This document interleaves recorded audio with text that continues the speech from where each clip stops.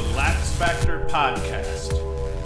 What is up, college lacrosse fans? You're watching episode 233 of the Lax Factor podcast. I am your host, Ted Hoost, and today we are going to complete my preseason top 20. The Inside Lacrosse Media Poll already came out, but this doesn't fully represent what I put in, but at least my top 10 picks did represent fully what I ended up submitting. And then probably next week or this weekend, I'll go through and talk about what I changed, why I changed it, and we're going to start previewing, legitimate freaking lacrosse games for the following weekend in this Sunday's episode. So come back. As always, be sure to like, subscribe, share the crap out of this with your friends, and you can go to LaxFactor.com. Support us that way. You can buy swag. You can watch our videos there. You can actually get non-Lax Factor related t-shirts that I personally designed, and then watch our strategy and our film review videos and all that crap.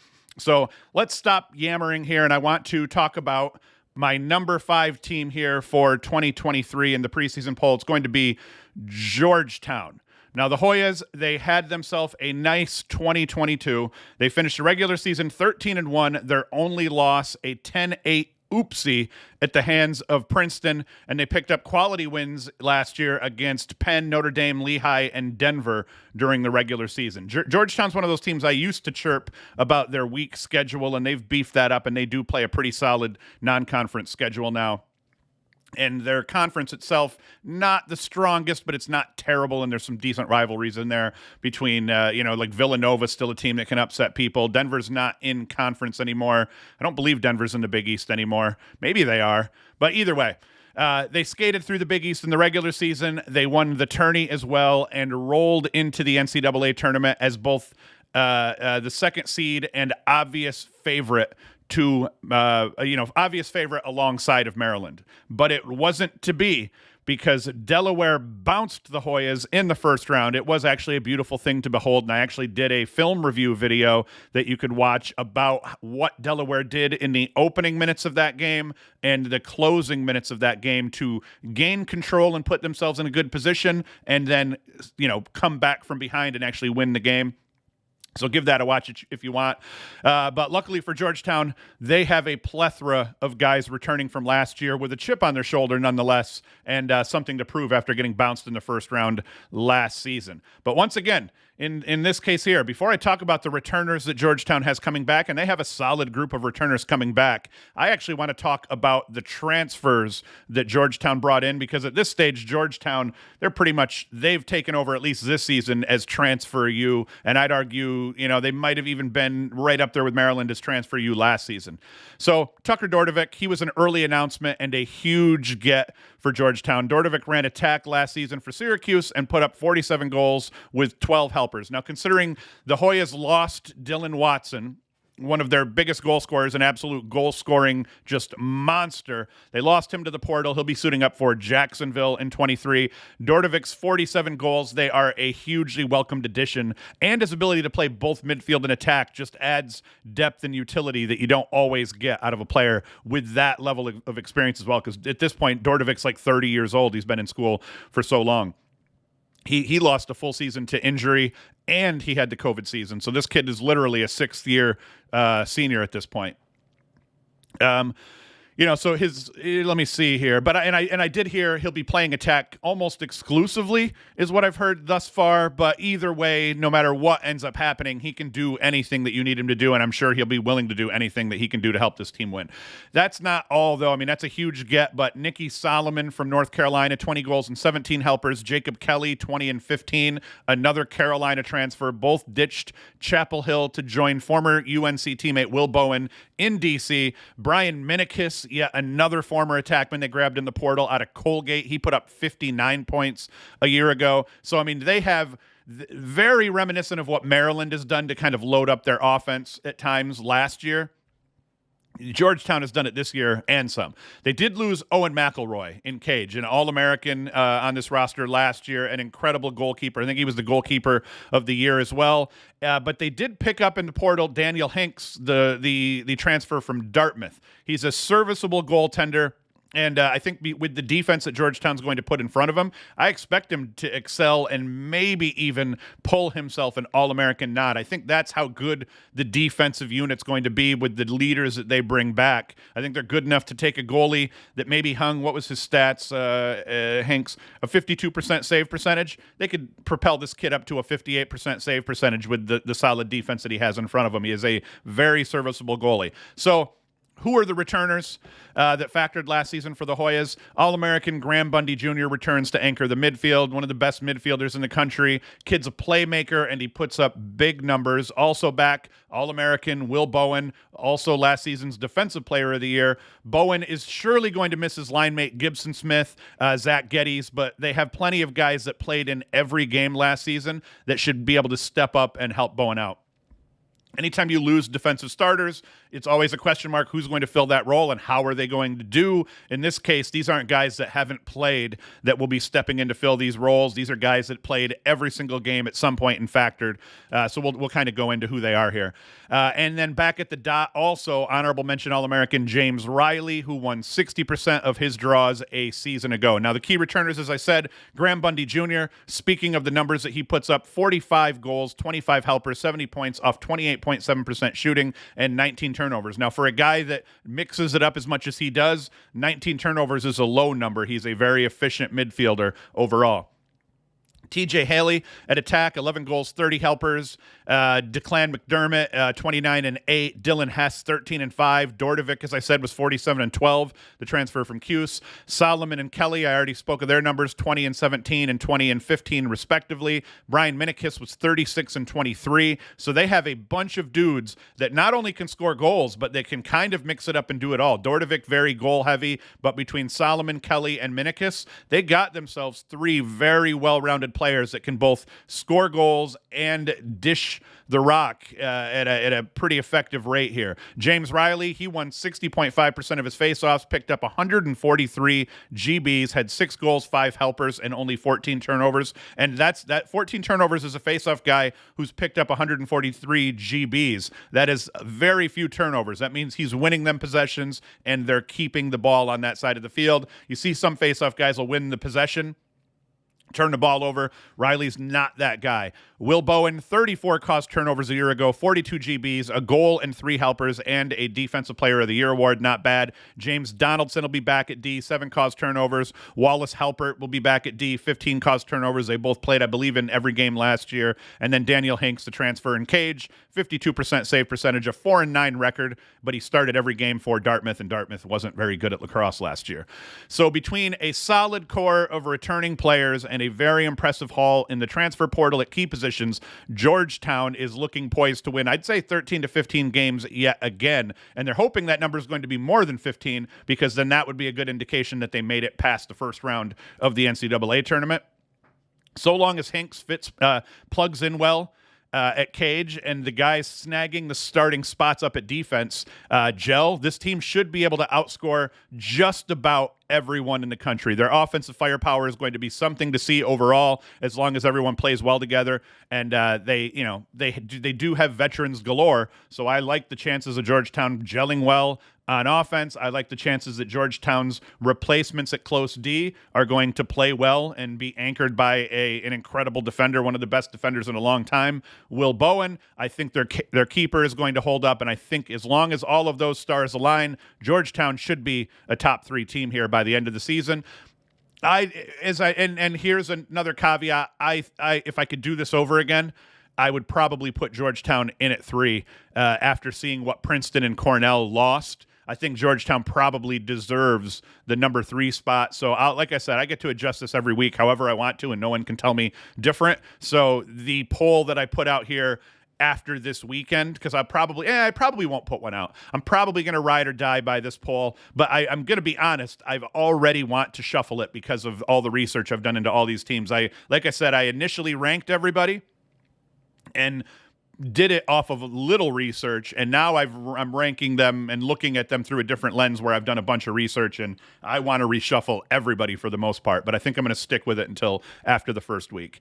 My number 4 team here is going to be Princeton. Now, Princeton had a hell of a season in 2022. They went 9-5 in the regular season and only 3-3 in the Ivy. So they made the NCAA tournament off of quality regular season play alone. They held wins over NCAA tournament teams Georgetown, Rutgers, Penn, Brown, and Boston U. That's a lot of quality wins, and their losses were all respectable and came at the hands of Maryland, Yale, Harvard, Cornell, and then Maryland for a second time in the NCAA tournament semifinals. They bring back Alex Slusher, a proven goal scorer on attack. He dropped 46 goals in 2022, and he'll be looking for a new wingman to feed him the rock as Chris Brown is gone, as are his 41 assists. Third-team All-American Jake Stevens will be back for the Tigers, and he'll bring his insane stats like kind of across the board with him. As a midfielder that plays well between the boxes, he put up 22 goals, 2 helpers with a 38.6 shooting percentage, 65 GBs, and 7 caused turnovers. One of the best returning all-around midfielders in the country. Also back, honorable mention All-American Sam English. This is kind of that 2 midfielder duo that they have. English put up 48 points a year ago, including 30 goals. He, too, shoots the ball well, 34.5%, but that's not where it ends. They got Coulter Maxey back, Alexander Vardaro, Christian Ronda. All those guys can score goals, and they're all back as well. The faceoff dot, capable hands. Tyler Sandoval's back. He won 53.6% of his draws in 2022, and he fared well against some good competition. He didn't do bad. They lose their best close defender in George Bond, All-American, but Ben Finley, who started every game last season and snagged up 16 caused turnovers, he's back. Pace Billings and Colin Mulshine both started a bunch of games last year, combined for 23 caused turnovers. They're back. All in all, the defense took a hit to graduation, but they have some quality contributors that played last year back, and they have enough experience coming back overall. I think they're going to be okay. What worries me, and this is one of the reasons I think I probably should have dropped Princeton to 5 or the 6 region, and Georgetown should probably be 3 or 4, is that they lost their goalie, Eric Peters, to graduation. He saved 55.5% of his shots from a year ago, and he was a big reason Princeton was able to defeat Yale and advance to the NCAA semis. He had 17 saves in that 14-10 win over Yale. Huge. Key returners.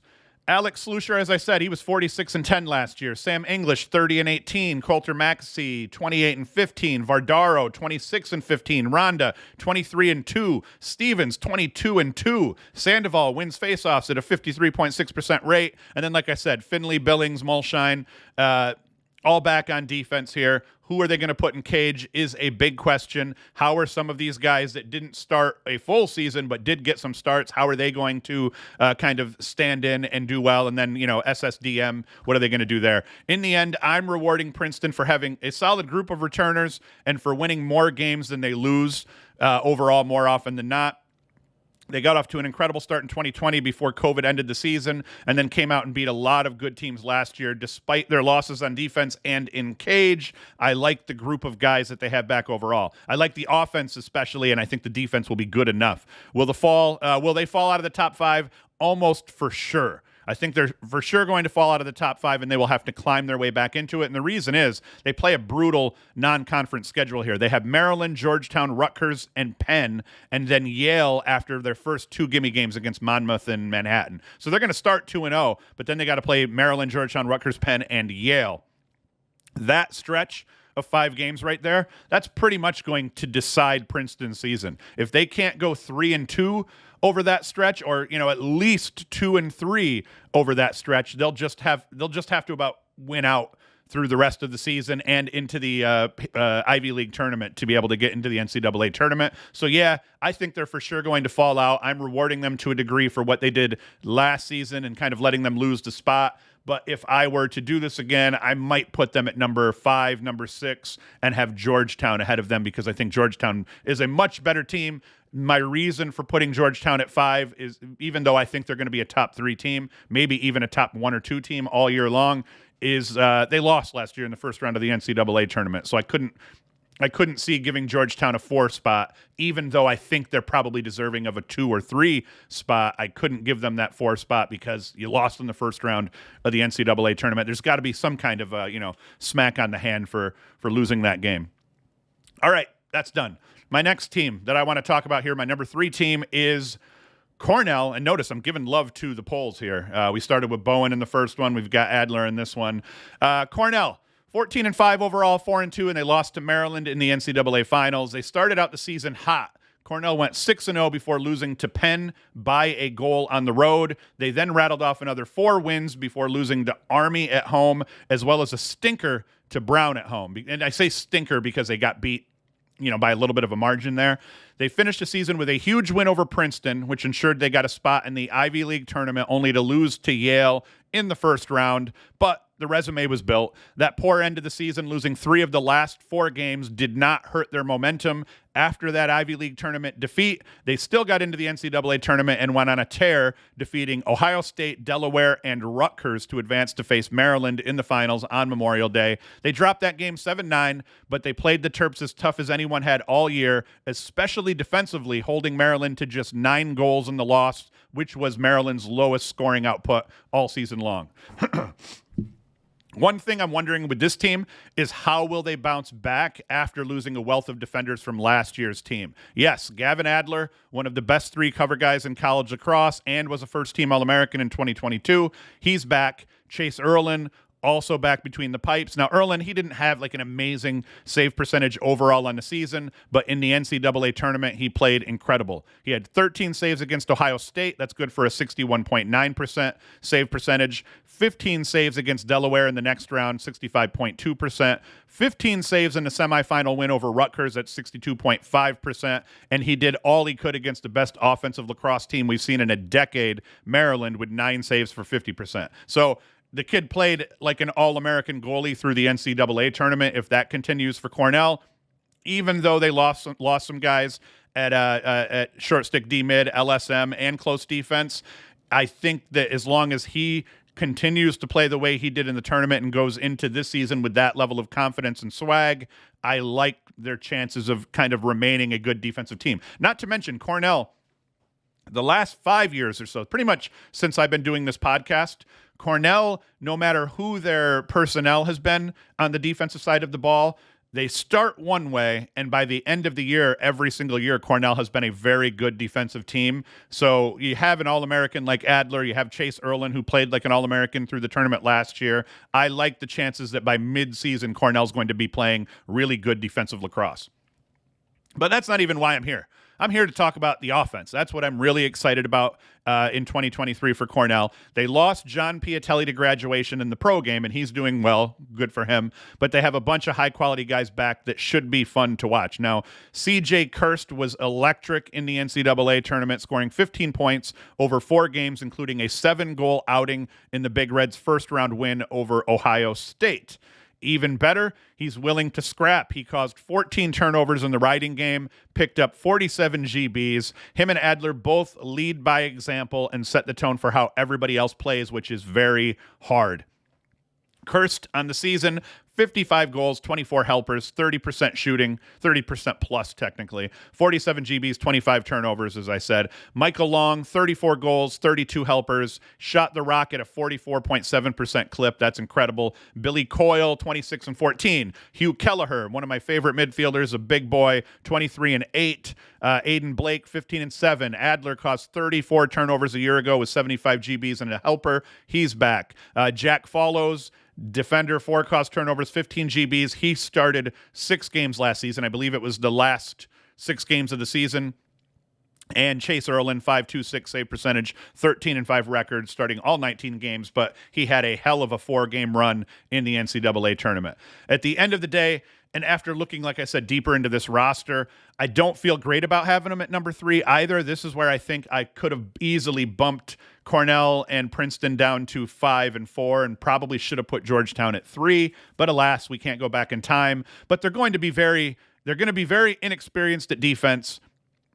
In their overall success in 2023, it's not going to be decided by Adler or Chase Erlin, but by the guys that step in and end up snagging up those other starting roles at close defense, LSM, and short stick D mid. So those guys, as long as they can come in and just play their roles, they don't have to be spectacular. They just have to be solid. Cornell, especially by midseason, I think is going to be humming and they'll be good to go. But once again, they play a tough schedule too. So how they play out of conference is going to matter greatly. The reason the Ivy was so good last year is every Ivy League team except for Dartmouth played well out of conference. It didn't matter what they did to each other in conference. The whole conference pretty much beat everybody they played out of conference, and that's why they got so many teams into the NCAA tournament. They're going to have to keep that up, but it will be hard because they're not playing like a lot of these other teams where Georgetown got transfers, Maryland got transfers, Syracuse had huge holes from last year's roster. They got transfers, Virginia transfers.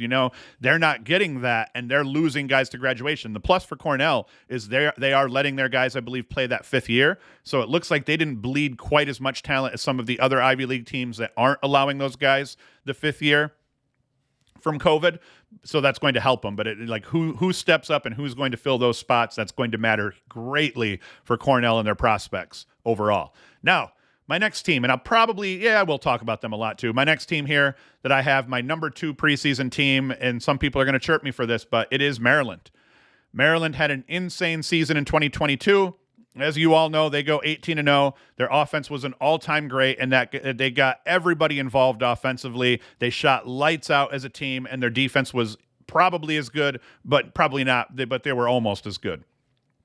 Of those first-team guys, they get 2 of them back. Luke Weirman's back, the nation's best face-off man. Brett Makar, who I think is one of the best top 3 overall defenders in the country, he also returns. Ajax Zapatello, third-team selection at close D. He's back. Zapatello was an absolute thief in 2022, forcing 27 turnovers for the Terps. Honorable mention selections, John Geppert at LSM and Kyle Long both return, and I expect everyone I just named to be a numbered All-American in 2023. I think all of them will grab number 1 through number 3 spots. None of those guys will be honorable mention. I think they'll all be numbered All-Americans next year. Now, they had 12 All-Americans in 2022. They lose 6 of those, and they lose 6 of the 12, and they were productive guys that they're losing, including a Tewaarton winner in Logan Wisnauskas, one of the best all-time defensive midfielders in Roman Pugliese. They lose Bubba Fairman, another. I think they ended up losing 4 defensive midfielders, and 2 of them were Bubba Fairman and Pugliese. The third one, I forget his name offhand, but he was also really good. But on the bright side, 6 of them are coming back. Let's see here, and I think I just listed those. Okay, so let me go through this, though. No, yeah, I did. I literally jumped a paragraph, and then when I got back to it, it screwed me up here. So third-team selection, Ajax Zapatello. He led the Terps in caused turnovers and started 18 games at close defense. He can also push the ball in transition. He had a goal and 3 assists a season ago. Like I said, Weirman and Makar are both back. Weirman won 66.1% of his draws. He picked up 160 ground balls, scored 8 goals, and had 7 helpers. Makar, like I said, one of the best 3 defenders in the country. Didn't take the ball away a ton. I think he had about, 15 caused turnovers, but people dodge him. When you're one of the best defenders in the country, people don't get all excited about trying to dodge on you. So I talked about in my Next Man Up video for Maryland that I don't expect Makar's numbers to improve all that much, but what I do expect to improve is his leadership, his field general capabilities and all that. I think he's going to be the team leader on this defense, and they're going to be just fine overall. Key returners, Eric Maliver, 26 goals, 22 helpers, 48 points, out for the season, though. And this is why I did not give Maryland the number 1 spot. I'll talk about it a little bit more here, but Kyle Long's their top returning scorer at this point, 17 and 25 a year ago. Owen Murphy, 34 and 5. Weirman won 66.1% of his faceoffs, just bonkers. Geppert had 13 caused turnovers at LSM. Logan McNaney back in cage, 59.7% save percentage, 18-0 record starting all 18 games. Man, I jumped all over the place when I read this, so I butchered the Maryland read here. Now, some of you guys are going to say, how could you not have Maryland at number 1 until they lose the spot themselves? And my answer is simple. They lost a metric shit ton of talent overall. Did you not hear me state above? They lost 6 All-Americans, people. Yes, they kept 6 All-Americans, but they still lost 6 All-Americans, and they lost, I believe, 4 or 5 of their top returning scorers. And I'm saying the top 4 returning scorers. They lost a Tewaarton winner on offense. They lost their top 4 leading scorers. That was in my notes from a season ago. And they lost last season's fifth leading scorer, Eric Maliver, out for the season with a leg injury. They lose their top three, I think actually four, short stick D-mids. They lost a starting close defender. That's what's known as bleeding talent. And they have a lot of – so, yes, they do have a lot of guys sitting here waiting to play that are top-notch recruits, a bunch of top 100 guys here, whatever. But when you compare to what Maryland has lost compared to the team that I put here in my number one spot, I think it justifies my decision overall for my number one team being Virginia. And this is the only picture I can get of good old Shelley. Virginia, they were 12-4 last year, 5-1 in conference, and lost to Maryland in the NCAA quarterfinals. They had a consistency issue, Virginia did in 2022. At times, they didn't gel well overall offensively. They didn't have great flow. And then defensively, it was very similar. There was just games where they just did not hold up well defensively. And they're a team where if they don't play well offensively, their defense is not built to endure. You know, they're a let's gel, let's get up and down the field, let's mix things up. So if the offense isn't playing well, by nature, their defense is going to have a little bit of time struggling. Maryland last year, if their offense didn't gel in a couple of games, like that last game against Cornell in the NCAA tournament, the defense was good enough to kind of hold Cornell back and continue to give the offense chances to stay on top. Virginia's defense was, at least not last year, was not built that way. And I don't see the Virginia defense winning them too many games. I see Virginia being built as a team where they're all going to have at least a decent game to win. As long as they each unit has a decent game, they're going to win almost all of their games here. The Richmond loss, that wasn't great, but the circumstances were understandable. P.D. LaSala left the game with an injury after winning 9 of 10 draws. When he left the game, Virginia had a lead. Gable Braun came in. He goes 11 of 23 through the rest of the game. That gave Richmond enough juice overall to pull away. Freshman goaltender Matthew Nunes also had a miserable game, giving up 7 goals to just 10 saves. Now, Nunes' worst game was the Cavs' third loss of the season to Duke, where he made just 8 saves to 15 goals against. Nunes struggled with consistency overall last season, and that showed in their losses, as 4 of his worst 7 games came in UVA losses, but he wasn't to blame in any of them. So don't get me wrong. I'm just illustrating that a couple things stood out in Virginia's losses. Shellenberger didn't necessarily play well, at least I believe in that Richmond game. He scored 1 goal off 10 shots or something like that, I think, in the Richmond game. That kind of helped them lose that game as well. The defense, like I said, does not play well, especially when the offense doesn't play well and when P.D. LaSala is not winning possessions. But the main reason I'm willing to allow Virginia, a team that didn't even make it to the Final Four last year, my number one spot here, it's because of who they bring back, as their roster of returning guys overall is just nuts. So let's kind of rip through them here. Shellenberger back. All-American. He was a second-team All-American, 32 and 44 off 36% shooting. Cormier, honorable mention All-American. He'll be a numbered All-American this year, 50 and 10 off 41% shooting. Transfer Thomas McConvey. Without McConvey, I might not have him in my number one spot. Vermont transfer. He had 60 goals and 14 helpers last year, one of the best midfielders in the country, off 41.7% shooting. Another big, huge lefty. So now they've got Cormier, a goal-scoring monster on the left side. Up top on the left side, they got McConvey, 60-goal scorer. That's bonkers. Xander Dixon, who had an incredible season last year, playing primarily off ball and just kind of filling a random role wherever they needed to plug him in on the offensive sets. He was 31 and 8 off 41.3% shooting. You see, they're an incredible shooting team, which is another reason I like them. Jeff Connor, 14 and 18 off 32.6% shooting. Griffin Schutz, 23 and 7 off 34% shooting. LaSala's back, 597 face-off percentage with 10 points to go with that. On defense, like a lot of these teams, they might bring back everyone on offense, but they lost guys on defense. Not Maryland. Cole Kastner's back. Cade Sawstead is back. They had 32 and 17 caused turnovers between them. Quentin Matsui back. Scott Bauer back. Grayson Soliday, excellent short stick D midfielder. I believe an All-American short stick D midfielder, back. Matthew Nunes and Cage, only a 49.8 save percentage last year, but an 11-4 record, started all 15 games. He's back. I imagine he's going to be in the area of 52 to 55% next year. I think he will take that next step up, and he has a good returning defense in front of him.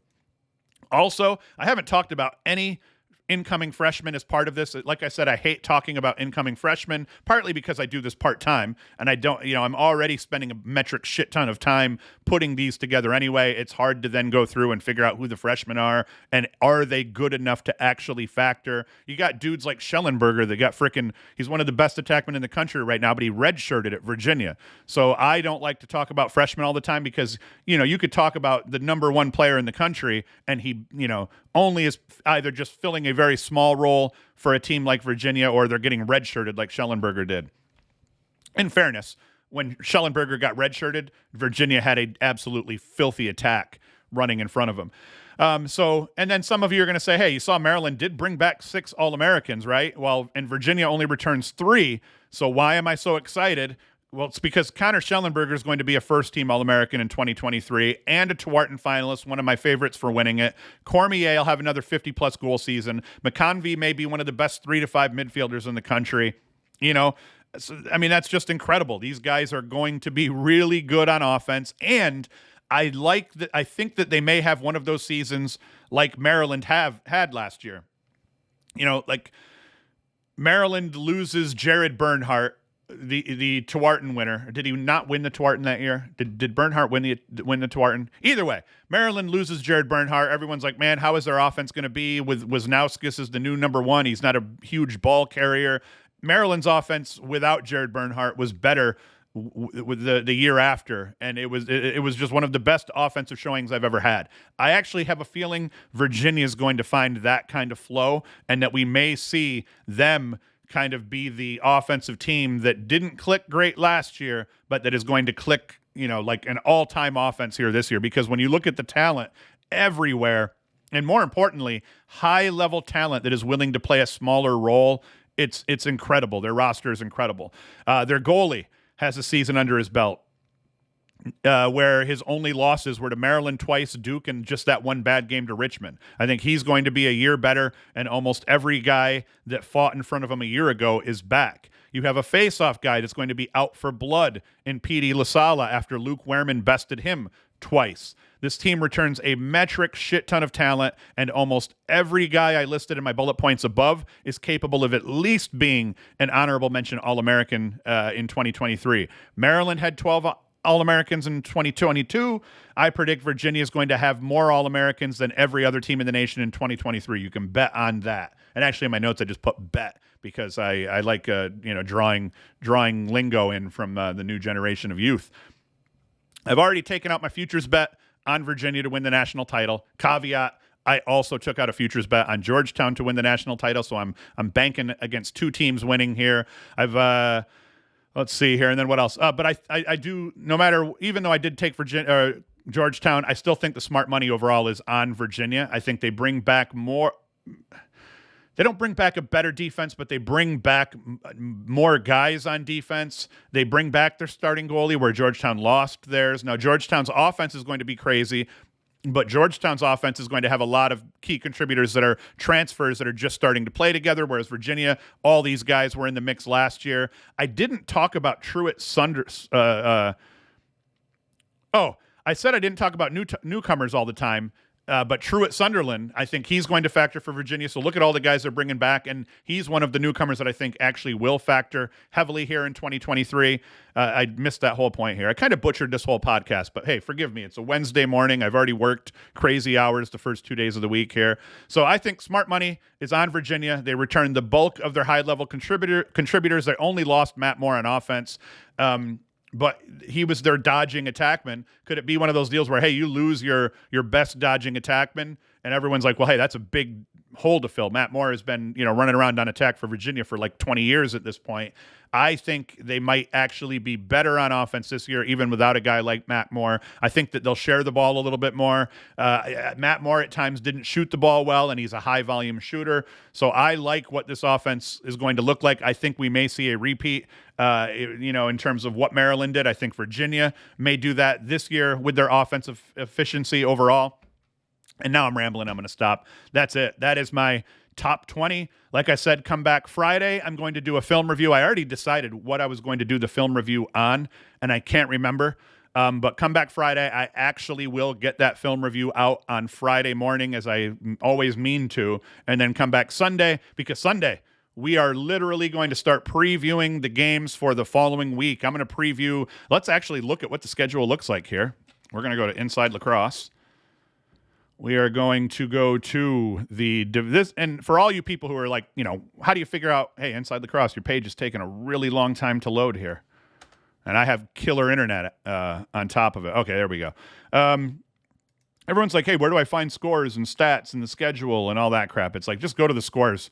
I use the scores page on Inside Lacrosse because it's always going to have it doesn't have it up yet. Let's look at the calendar. Here we go. All right, what games are we going to preview here this weekend? I am probably going to preview Ohio State Air Force because they're one of our top teams here. I'll talk quickly about some of these games that might not be huge matchups. Army and St. Joseph's is going to be a huge game that first weekend right there because St. Joseph's, I did not put them in my top 20. Some douche I forget who the douche that was chirping me about that was, but I didn't have them in my top 20. And maybe they deserve to be. They're bringing back a lot of talent, especially on offense. I think they bring back that whole attack line, or 2 or 3 of that incredible attack line they have. But that's going to be a huge game in that first weekend. I think that Maryland-Richmond is going to be a huge game in that first weekend. Cuse, Vermont, especially for the Cuse fans, because we're all going to be pumped. Denver, Utah. We see, is Denver going to still be that Denver that's going to get themselves close to 9 wins, or is maybe this the year Utah is going to upset Denver? And maybe Denver does take a step back. I know a bunch of people didn't include Denver on their media polls. I did, and like I said, I felt bad. I actually bumped Denver in my actual voting. I bumped Denver back quite a bit from where I had them. And then that Jacksonville-Hopkins game. So, I mean, hell, those are some really good games that first weekend. Sunday, who cares? Navy-Queens. That following week right there, Duke and High Point. So it's going to be dope, guys. College Lacrosse is upon us. Come back for Sunday for sure, because we're going to do previews for all of these games this upcoming week. I'll make picks and all that good crap. But as always, share the crap out of this podcast with your homies. Go to LaxFactor.com. You can support us by buying some swag or just by watching our videos and, sharing the page and all that good stuff. There is a big write-up. All of my notes from the podcast, there's a huge write-up that goes along with every podcast, and I'm going to continue that through the week. So it's not just me yammering here, but you get my full notes across the board. And what a lot of you will end up noticing is I do read some of what I spit out here. And I just feel like it's made for a better show overall, over preparing. But then look you can do the whole reading, and I don't edit this shit. So let's be clear. I am not even trying to be a news reporter in the sense of a writer. I pretty much write this. I could edit it, and I could make it flawless, but who cares? It's a blog, so you'll get the idea from it. So yeah, you can go to LaxFactor.com and support us that way and check all that shit out. But that's it. I will be back Friday, film review. I will be back on Sunday with the previews for the following weekend's games. And as always, I just thank everyone for listening, for supporting me over the course of these 4 years. You got me over 10,000 subscribers. It is going to be an incredible 2023 college lacrosse season. Thank you for watching. Thank you for listening. And Hoost is out. The Lax Factor Podcast.